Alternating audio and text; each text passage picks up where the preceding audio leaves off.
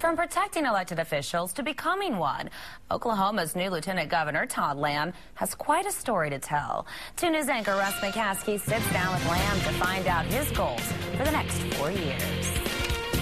Happy to be with Todd Lamb, the new Lieutenant Governor for the state of Oklahoma. First off, congratulations. Thank you very much. Thank you. Let's talk a little bit about the job. You kind of had an idea of what it would be coming in, and now you kind of got a feel for what it actually is. Right. What is it that you're doing, and how happy are you to be in this position? Well, as Lieutenant Governor, you have many constitutional assignments and assignments by statute that I'm responsible to conduct and to do and responsible for, but the role itself is Oklahoma's official ambassador. The governor can't be everywhere. We have a wonderful governor, Governor Fallon, whether it's economic development or just serving as the state's ambassador. She can't be everywhere, so as Lieutenant Governor, I'm happy to fill in her stead and travel the state, going from county to county, much like a campaign cycle as we all just finished. But in addition to that, representing Oklahoma outside of our state on official economic development missions. Right. And obviously economic development is a driving force of this office. Right. What are you going to do to help kind of get business going and make Oklahoma a business-friendly state? Well, I was very, very honored and pleased that Governor Fallon, her first appointment to her cabinet was my appointment to be the advocate for small business, cabinet secretary in her administration, and that's not a requirement that the governor has to do. She was gracious enough to include me in her cabinet. I'm honored to do that. But the majority of Oklahomans are employed by small business. And to be the small business advocate, one, I'm responsible for small business day here at the state capitol. But more important than that, greater than that, I want to have an aggressive, ongoing conversation with our businesses in Oklahoma and ask these questions. What impedes your opportunity for growth in Oklahoma? What impedes your opportunity to expand in Oklahoma to already existing businesses?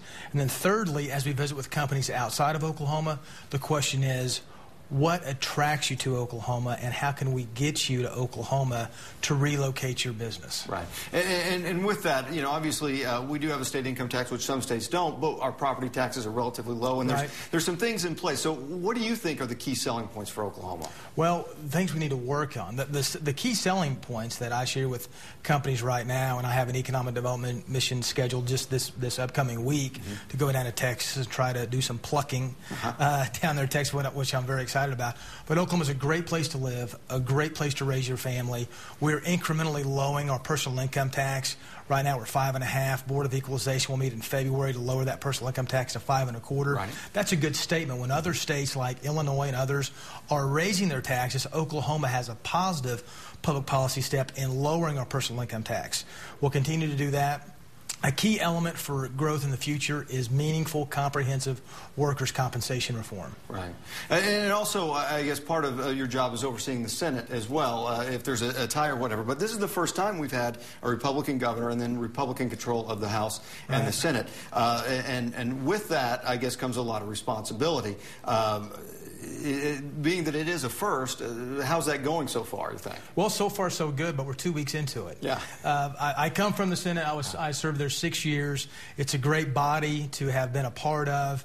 And now as president of the Senate, I don't have plans to go in and grab the gavel on a daily basis and to conduct the Senate business. But my role with the Senate, my role with the House of Representatives, I want to work on policy.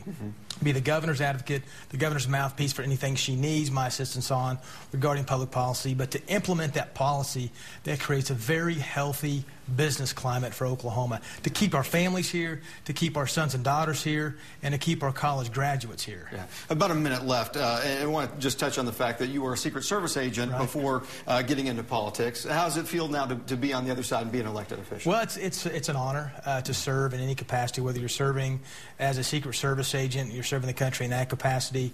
A couple different presidents. I served under President Clinton and President George W. Bush. But now to serve as a public official, an elected public official, it's all an honor just to serve people and to participate in the process. I also have private sector experience, but many people have asked me what you mentioned about going from the Secret Service to now being a protectee of the Oklahoma Highway Patrol. That's a top-notch organization, the Oklahoma Highway Patrol, and it's a real honor to work with them. Yeah. Did you learn things being near presidents that you will carry forward as a politician yourself? Well, you certainly see a high degree of work ethic. Yeah. Work ethic is not partisan, whether it's Democrat or Republican. One thing I learned from George W. Bush is try to be punctual. You're not just dealing with your time, but other people's time. So try to be as punctual as you can. Now, I'm not perfect, and I might be late a time or two, but that's one life lesson I learned, and a very strong work ethic. Wake up early, put in a good, hard day's work, and then go back and see your family and spend time with them. Yeah, and your family, they're doing good? They're doing great. They've been married 15 years. Survived the campaign. I married way up and beyond myself. Our kids are 10 and 7. They got a puppy after the campaign. Things are good. Yeah, things are good. All right, Todd Lamb, congratulations. Good luck. Thank you.